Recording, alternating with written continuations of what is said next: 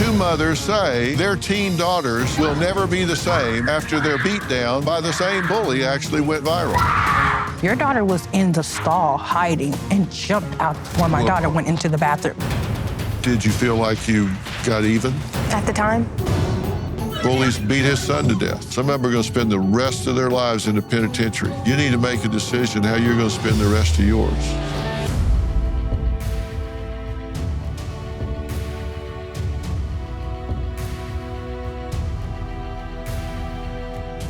Viral fights of teens throwing punches for social media likes on or off school grounds are happening way too often.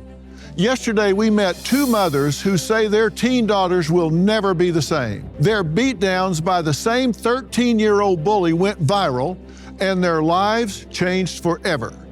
However, the parents of the alleged bully, Carla and Ervin, say their daughter is no bully.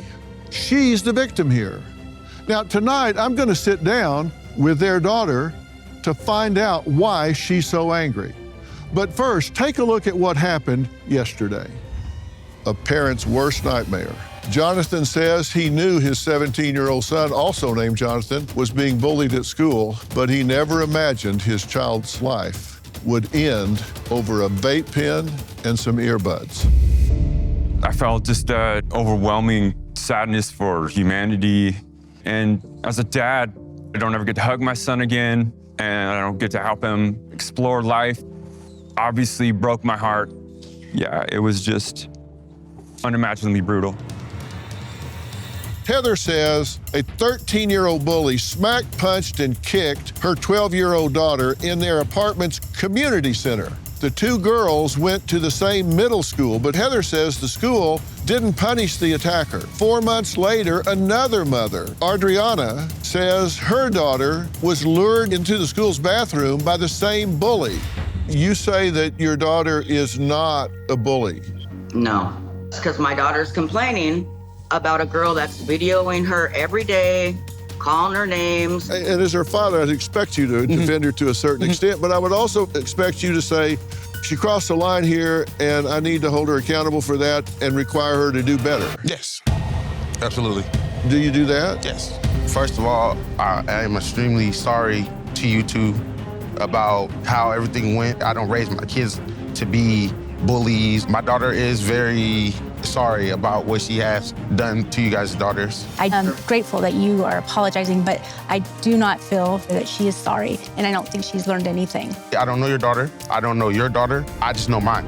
And I know she's not some... She's my daughter's monster. Carla, you had some things you wanted to say. I just wanted to kind of respond to some of the things I heard. First and foremost, just as Ervin, I'm not okay with either one of the fights. But she did suffer a lot of harassment, police being at my door every day. She wasn't even here. She was clear across on the other town when the cops were knocking on my door. The cops said, I'm getting tired of coming out here for absolutely nothing. Management had to get involved. I got violations. I almost lost my place to live over that fight in the community room. My daughter got put out of school for 4 months. She had to go through a whole bunch of programs and everything she had to go through that nobody else had to go through. And then even up to now, still going to that school and still being pick, trying to fight somebody or something. Not even doing anything. She goes straight to the principal or the counselor and be like, hey, this teacher's trying to say I'm doing this, I'm doing that, and I'm not even doing anything. I asked you if you thought she had culpability, if she was bullying, if she had any wrongdoing in this. And you said no, she was provoked. You blamed her peers, you blamed the media, you blamed the school. Okay, that's not what I was saying. Well, that's what I'm asking you now then. I'll give you a chance to answer that a second time. What is your ownership in this? You've said the police have come, she's gone into therapy. She's doing this because it's court ordered. The school has required it, the court has required it. What are you doing? What have you done to make the situation better? I got her into intense therapy. She has counseling. She has other things going on prior in life to what she needed some help with. Well, Carla and Ervin say their daughter has been through a lot and is a victim too. My daughter has suffered a lot. She is a young girl with a lot of mixed emotions and a lot of sadness. I think it was like 2 years ago. She was at her friend's birthday party. She seen her friend's brother get killed in front of the whole party. My daughter remembers jumping underneath a park bench, but her boom, boom. This person was just live, breathing, talking, and then now they're just gone. It was bad.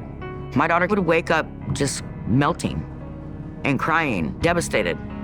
And then, right after that, long story short, Dad and I were going on 11 years and we separated. And she's Daddy's little girl. She feels like now that I have a new girlfriend and she has kids, she feels like, oh, I'm replacing them. We really have to get her some counseling or some type of help. I'm telling her, like, you can't take your anger out on other people just because you're mad.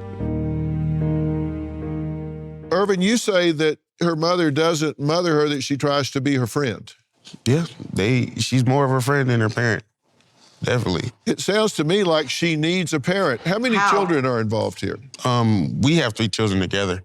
Okay, and how many does Carla have when you guys got together? She had 6. So there are 9 children involved? Yes. Okay, and now you're separated? Yes. And you're in a new relationship? Yes. And there are 2 kids there? Yes. So there are now 11 children involved here? Mm-hmm. Wait, can I say something? Well, you've said a lot, but I haven't heard you say anything that says, I'm going to step up on my child's behalf. I expect you, Carla, I expect you to be loyal to your daughter. I do. I honestly would not expect you to come in here and throw your child under the bus at all. I expect you to step up as her mother and stand by her side. But standing by her side is not defending when she's doing something wrong as opposed to holding her to a higher standard. Obviously, this young girl is in pain. She's hurting. Your daughter is hurting in some way. She's got issues where she needs some relief. She's got pain. And she's lashing out, trying to vent that in some way. Do you agree with that? I do agree that she is suffering and she does have pain from things. So I don't feel, though, that all these things is any reason to say that this made her be a bully. I'm not saying that she's not accountable. I'm not saying I'm not accountable. As far as Ervin saying I'm her friend, I'm not her mother or whatever, it's because we parent different. I don't feel like I have to put my hands on her. And his way is, she's 13. You whoop her ass. Sorry. And I don't feel like I have to do that. Have you slapped her before? I don't think so. You don't think so? No. As a teenager, no. I know for sure, like, I'm not an aggressive parent. I'm an abused kid. I don't put my hands on my kids. If it's too far the line. Has Carla slapped her? Definitely, but not on the face or anything like that, maybe on the butt. But yeah, she's definitely disciplined her, just as I have. Yeah. Well, I'm interested in what she has to say, and I listened to what you had to say, and I want to hear what your daughter has to say. We'll be right back. In times of uncertainty, stemming from economic volatility, political shifts, and global events, it's crucial to work together and unite as a country for a brighter future. Amid these challenges, it's important to take proactive steps to monitor and protect your finances and retirement accounts. That's why I'm turning to physical gold and silver to help protect my accounts, and you should too. Gold and silver prices reached record highs this year, and central banks are buying gold like never before. So get started today with Preserve Gold, the only precious metals company I trust and recommend. They have hundreds of 5-star reviews and millions of dollars in trusted transactions.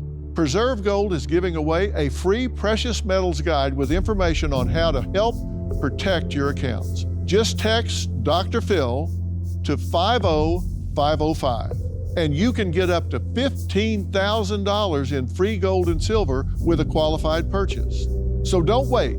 Text Dr. Phil to 50505 to claim this exclusive offer from Preserve Gold today. How do you feel about what people say about you being a bully? I feel like it's unfair because they don't know my side of the story. I do regret it, and I feel bad. I know I shouldn't be physically hurting people. If you could change something about one of those days, what would it be? Maybe to talk it out instead of letting myself get past talking it out. Carla and Ervin have given me permission to talk to their daughter. We're not identifying the teen as she's still in school and is a minor, so the audience will not see her face, although they can see us. So it's good to talk to you, good to meet you. Nice to meet you. You've been having some conflict with some other kids in school. It's resulted in you having a restraining order, a non-stalking order against you. You've been suspended from school for 4 months, right? Yes. I'm curious how you feel about that. I feel like it isn't fair, but I also feel like I should face some of the consequences because of what I've done. You did, in fact, get into physical altercations with at least 2 other students that we've been talking about, right? Yes. Were you responsible for your actions in those situations? Yes. Did you attack those girls? No, I don't think I... Were these the first fights you had been in? Yes. Why start with these 2? Why start with the one girl in the community center, for example? I felt like she was being too disrespectful to my siblings. So I feel like I had to do something to defend my siblings. Mm-hmm. And I wasn't thinking at the time, so my only technique was to put my hands on her, but I know that it isn't right.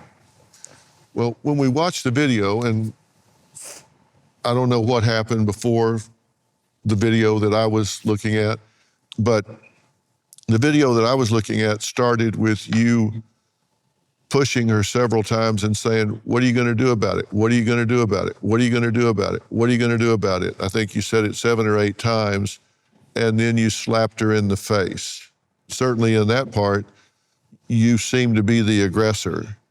You were moving forward, she was backing up. Were you the aggressor then? I would say so at that time. Trying to achieve what? I just felt like I had to protect my siblings. Mm-hmm. She tried to then run away, and you chased her and grabbed her hair and threw her to the ground after hitting her in the head, I think 9 times.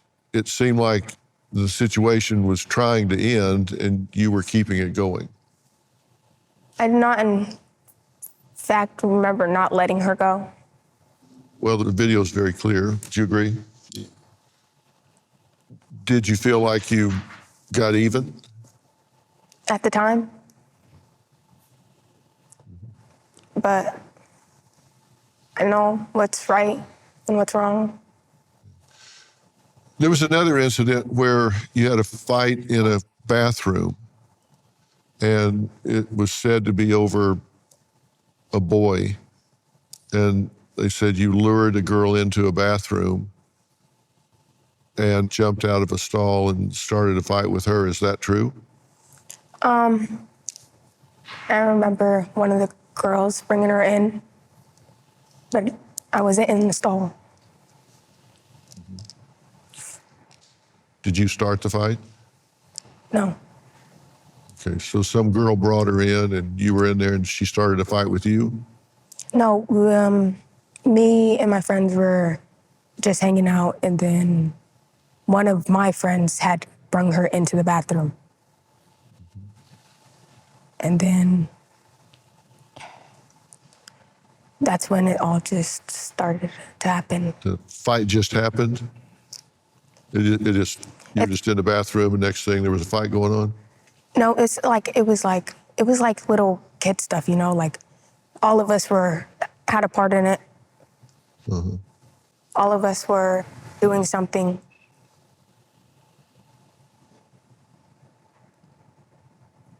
On a scale of 1 to 10,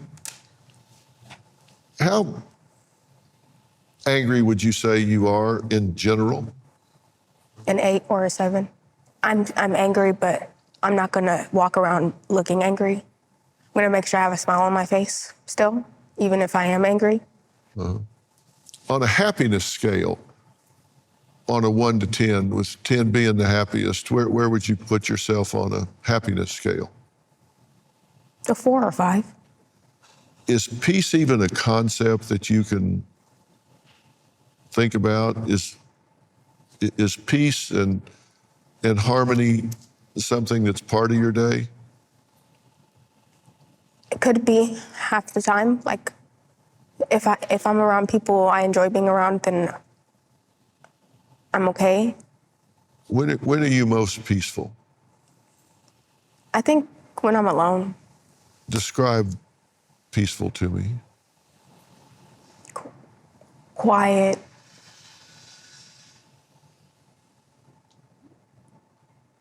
And it just feels like you're away from every problem, and I'm just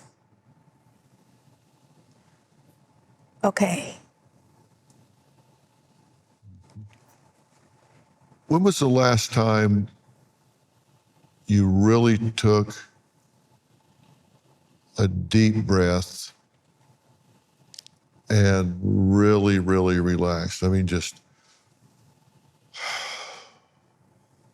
Could you repeat that again? Yeah, I thought you might have trouble understanding that concept a little bit. When was the last time you ever were able to really just take a deep breath and just completely relax? No worries, no having to watch, nothing, just able to completely relax. Do you ever do that? I don't think so. What is it you feel like you have to stay on guard about and worry about? I worry about people, and then school, and then home. So. If you didn't worry about those things, what are you afraid might happen? I would lose people I love if I didn't. I'd just lose everything. Do you ever worry if you don't hold on pretty tight, pay attention, that you might not get to stay, might not have a place? Sometimes.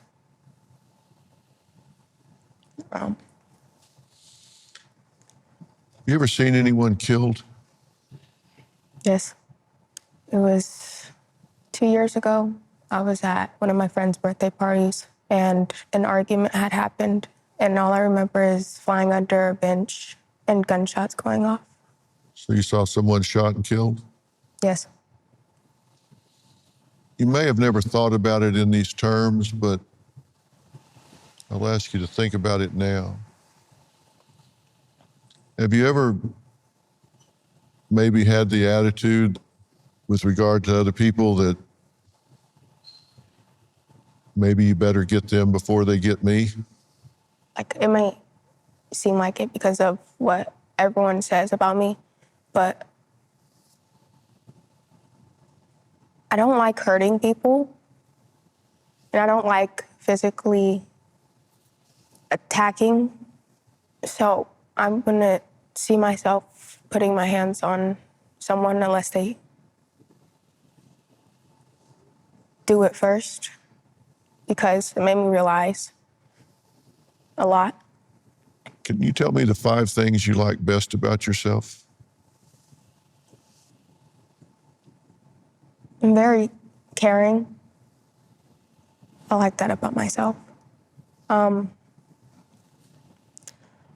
like how I can make people happy sometimes. What do you think about the fact that it's really hard to name even 5 things that you really like about yourself? I think it's sad. I bet you could name 5 things you don't like about yourself pretty easily, couldn't you? Yeah. I don't like when I let my actions affect other people. I don't like when I hurt people I love. I don't like when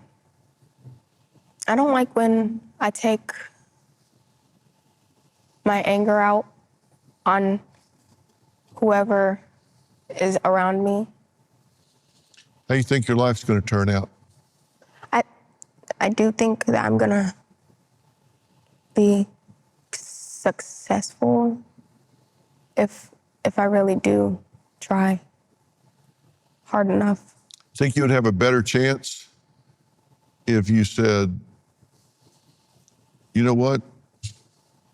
The past is over and the future hasn't happened yet.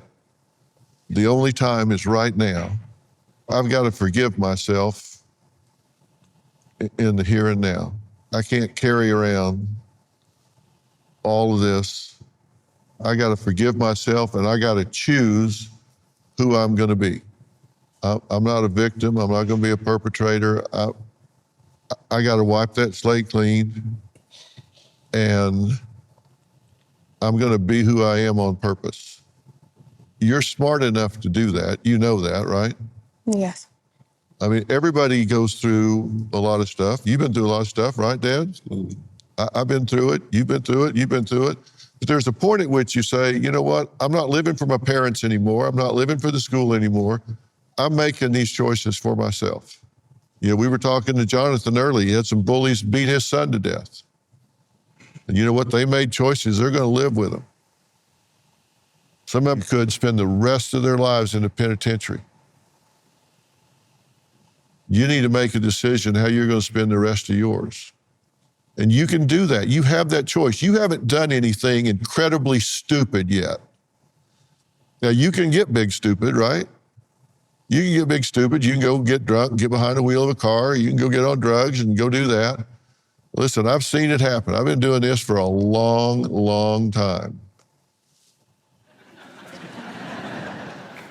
And I've seen stupid. You're not stupid. So be smart. Make choices for you. Robin always tells women it's not selfish to put yourself first. It's not selfish to put yourself at the top of the list because you can't take care of others unless you take care of yourself. You got siblings. Inspire them. You're better than how you're behaving. You know that, don't you? Yes. Then decide who you want to be and do it.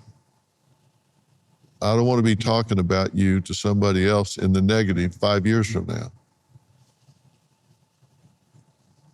I want to be telling a great story about you 5 years from now because you made the right decisions. Am I telling her the truth? Oh, everything you're saying. Everything you're saying is the truth. You two need a better relationship. Absolutely. You need to spend more time talking about things. And it doesn't matter what they are.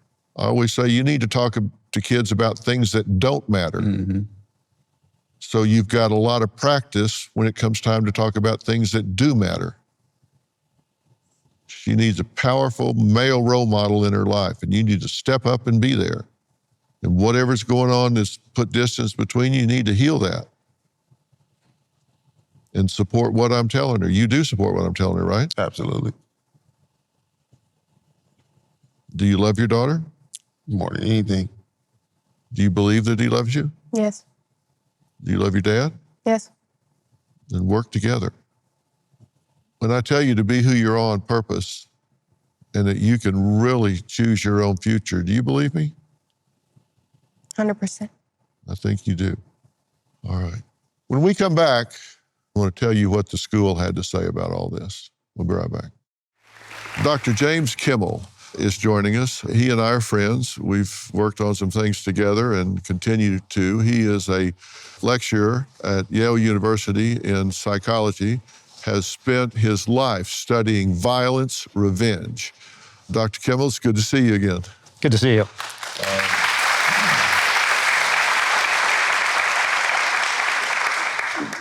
You know, I've talked a lot about what's gone on in this country right now, and there's certainly been an uptick in violence and bullying, and you've actually broken this down to the point that it's understandable because there's a cycle that's going on here, correct?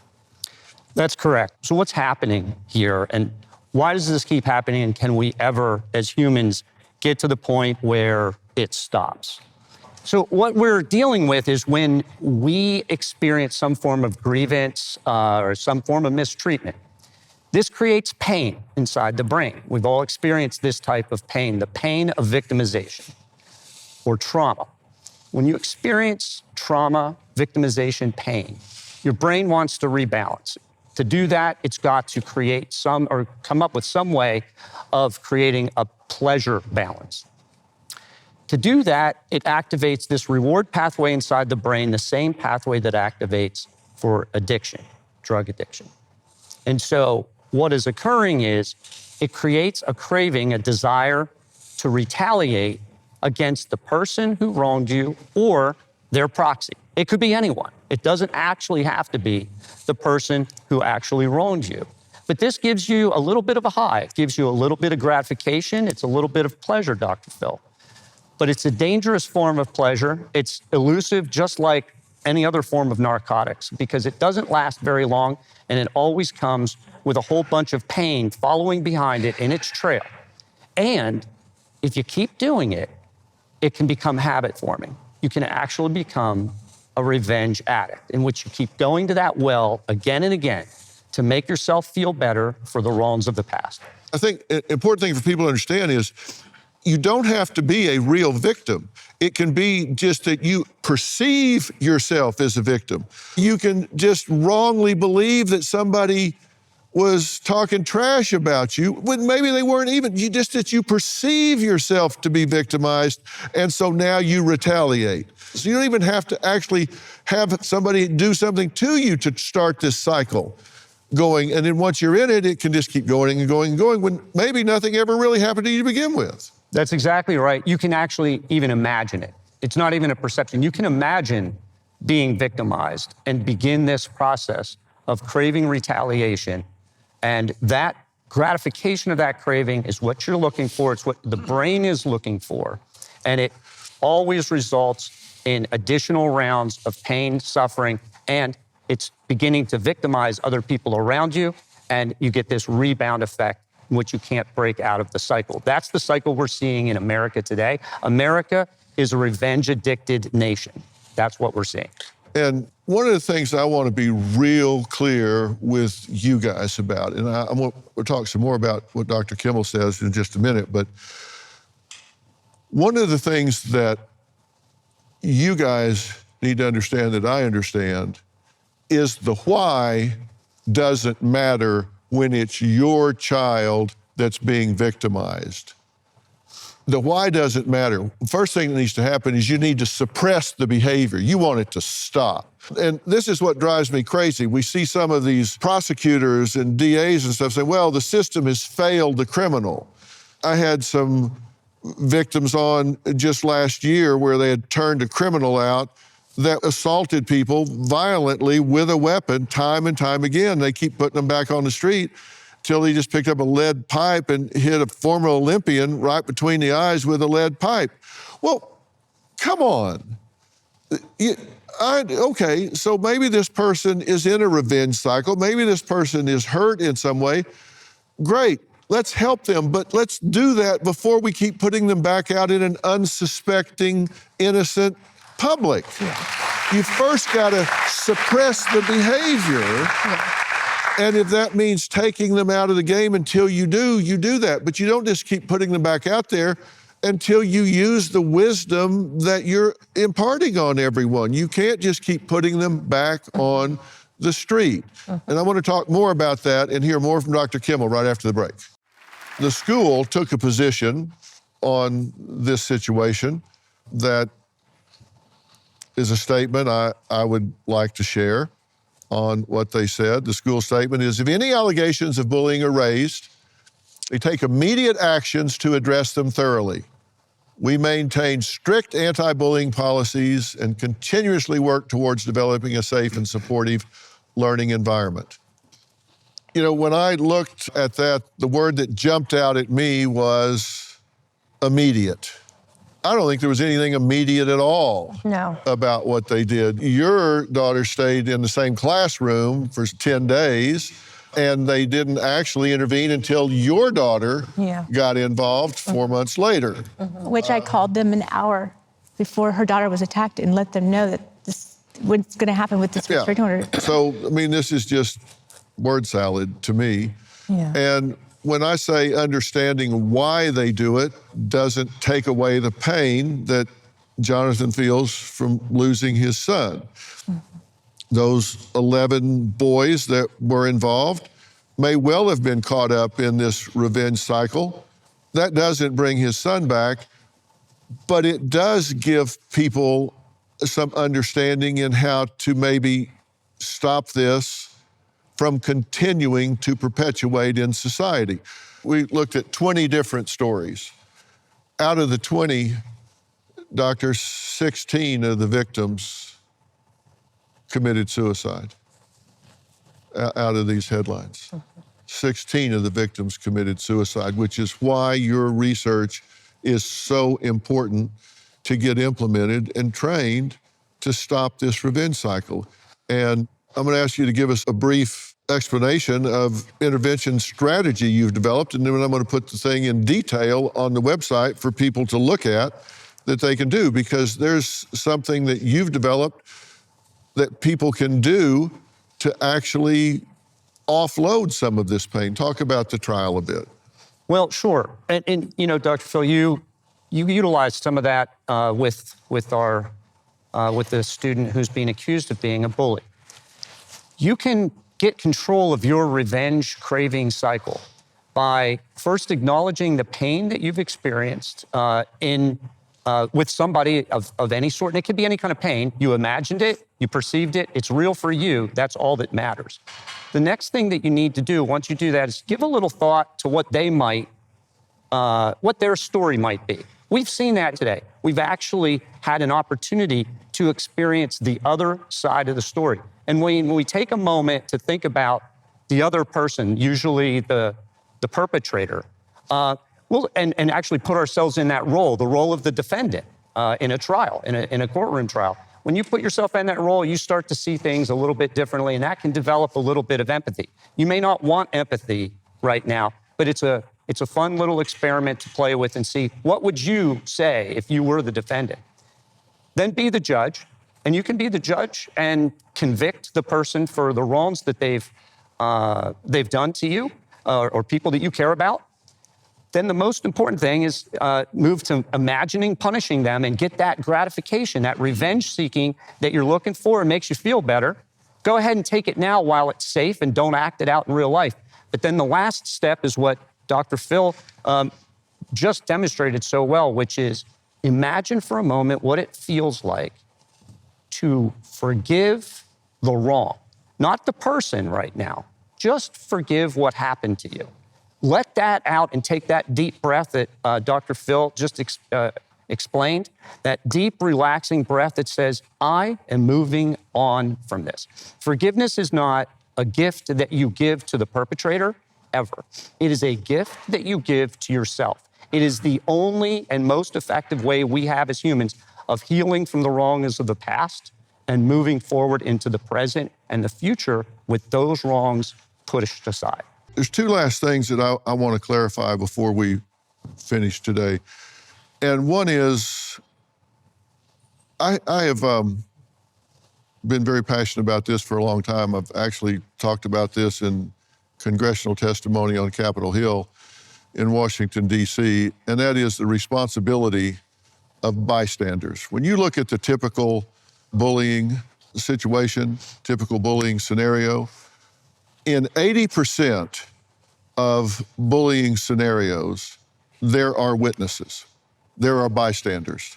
Bullies don't usually do this privately. They do it with an audience. And in 80% of the situations, there is a bystander witnessing it. In 20% of those situations, the bystanders do something. In 20% of the situations, they do something. And in those 20% of the situations, it stops the bullying over 50% of the time. Bystanders have responsibilities. And if you're seeing it happen and you step up, in over 50% of the cases, it will stop it.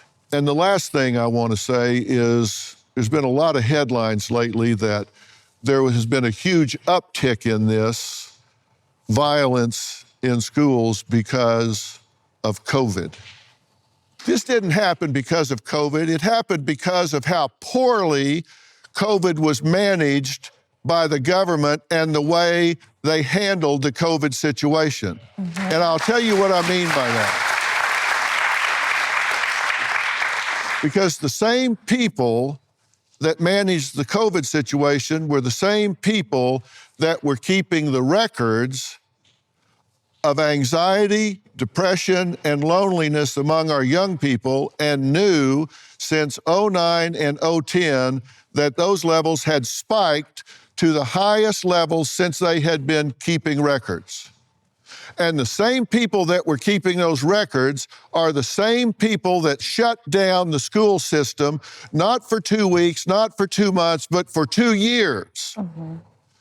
Those are the same people that knew how important it is for these young people to interact with one another, to have these developmental experiences with one another, to have the interactions and the competition.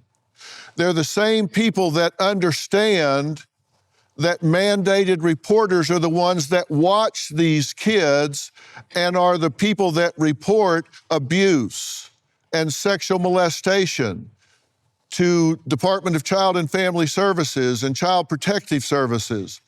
And they knew that those referrals dropped as much as 40 or 50% nationwide.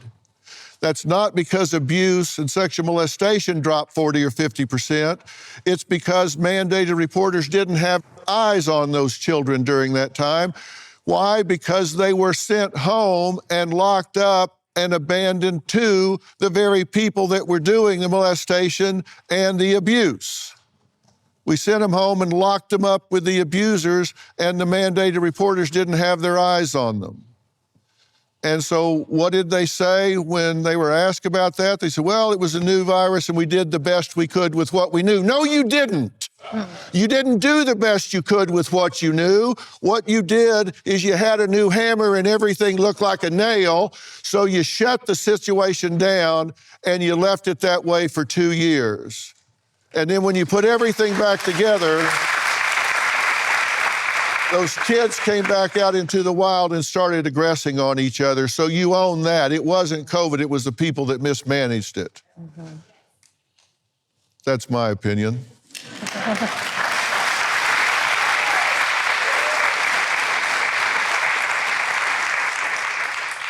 I could be wrong. I'm not, but I could be. I want to thank Dr. James Kimmel and all of my guests tonight, and I want to thank you for watching.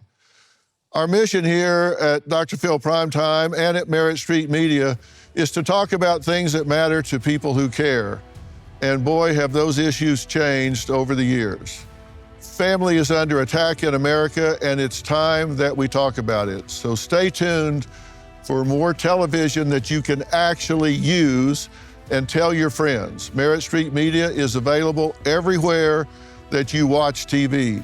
And I talk about all of the issues and more in my new book, We've Got Issues, How to Stand Strong for America's Soul and Sanity, and it's available everywhere you can buy books. For more information about tonight's show, log on to drphil.com. We'll see you tomorrow. Thank you.